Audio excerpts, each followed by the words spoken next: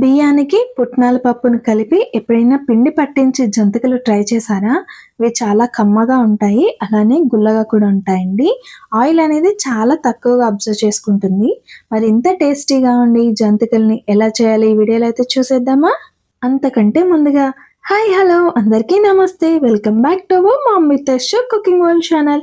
చిన్న రిక్వెస్ట్ అండి, ఎక్కడా స్కిప్ చేయకుండా వీడియోని అయితే ఎండ్ వరకు చూసేయండి. ఇక్కడ ఇవి ఏవి ఎంత క్వాంటిటీ వేసానో నేనైతే వీడియో తీయలేదండి. అప్పుడు నేను ఇంట్లో లేను, సో అందుకోసం అని తీయలేదు. ఎంత వేసానో ఇప్పుడైతే చెప్పేస్తాను. 2 కేజీల రైస్కి 1/2 కేజీ వరకు పుట్నాల పప్పును అయితే వేసుకోవాలి. రైస్ అనేది ముందే కడిగి ఆరబెట్టుకున్న రైస్ అండి.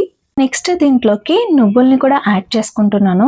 నువ్వులు వేసేటప్పుడు ఒకసారి చెక్ చేసుకోవాలండి, ఇసుక అనేది ఉంటుంది. తర్వాత వామును కూడా వేసుకుంటున్నాను. డైజెషన్కి బాగుంటుంది కదా వాము అనేది. సో దీంట్లో కూడా ఇసుక అనేది ఉంటుంది, జాగ్రత్తగా ఒకసారి చెక్ చేసుకుని వేసుకోవాలి. తర్వాత దీంట్లోకి సాల్ట్ని అయితే పిండికి సరిపడగా యాడ్ చేసుకుంటున్నాను. తర్వాత దీంట్లోకి నేను కారాన్ని అయితే యూజ్ చేయట్లేదండి. పచ్చిమిర్చి అల్లాన్ని కలిపి పేస్ట్లా అయితే పట్టుకున్నాను. సో దీన్నే యాడ్ చేసుకుంటున్నాను. కారం వేస్తే మరీ రెడ్గా వచ్చేస్తాయి కదండి, సో అలా కాకుండా పచ్చిమిర్చి వేసుకుంటే టేస్ట్ బాగుంటుంది, కలర్ కూడా బాగుంటుంది. తర్వాత కరిగించి పెట్టుకున్న వెన్న అండి. ఇది కొద్దిగా వేడిగా ఉన్నప్పుడు దీంట్లోకి యాడ్ చేసుకోవాలి. వెన్న వేసుకోవడం వల్ల గుల్లగా వస్తాయండి. సో వీటన్నింటినీ వేసుకున్న తర్వాత వాటర్ ఏమీ వేయకుండా ఫస్ట్ ఒకసారి అంతా కలిసేలా కలుపుకోవాలి. తర్వాత దీంట్లోకి కాచి కొద్దిగా చల్లార్చి పెట్టుకున్న హాట్ వాటర్ని అయితే వేసుకుంటున్నాను. కొద్దిగా వాటర్ని యాడ్ చేసుకుంటూ పిండి మొత్తాన్ని కలుపుకోవాలి. ఏంటి హ్యాండ్ మారింది అనుకుంటున్నారా? ఏం లేదండి, ఇక్కడ పిండి మా అత్తయ్య అయితే కలుపుతున్నారు.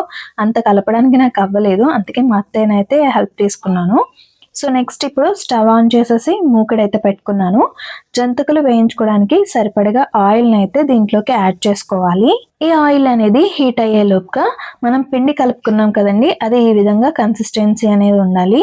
సో తర్వాత దీనిని ఈ విధంగా చేసుకుంటూ జంతికల చట్రంలోకి అయితే పిండిని పెట్టుకోవాలి.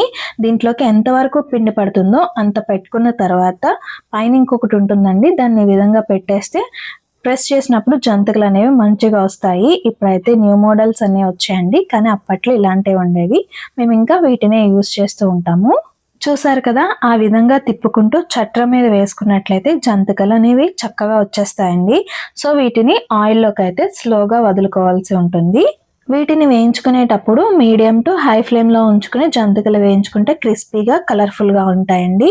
సో లో ఫ్లేమ్లో పెట్టి వేయిస్తే త్వరగా వేగవు, అలానే అవి గట్టిగా అయిపోతాయి, అది గుర్తుపెట్టుకోవాలండి. ఇంకొకటండి, జంతికలు మరీ కలర్ వచ్చేంత వరకు వేయించిన అవసరం లేదు. అవి చల్లారిన తర్వాత ఎక్కువ కలర్ అనేది వచ్చేస్తుంది.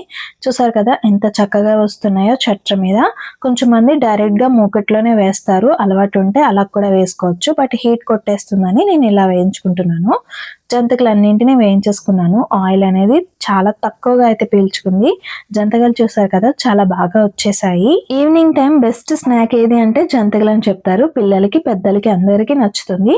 ఇవి కూడా చాలా గుల్లగా ఉంటాయి. నా వీడియో నచ్చినట్లయితే ట్రై చేసి టేస్ట్ చేయండి. అలానే కామెంట్, లైక్, షేర్, హైప్ కూడా ఇస్తారని అయితే కోరుకుంటున్నాను. న్యూగా చూసే వాళ్ళు please support my channel. Thank you for watching.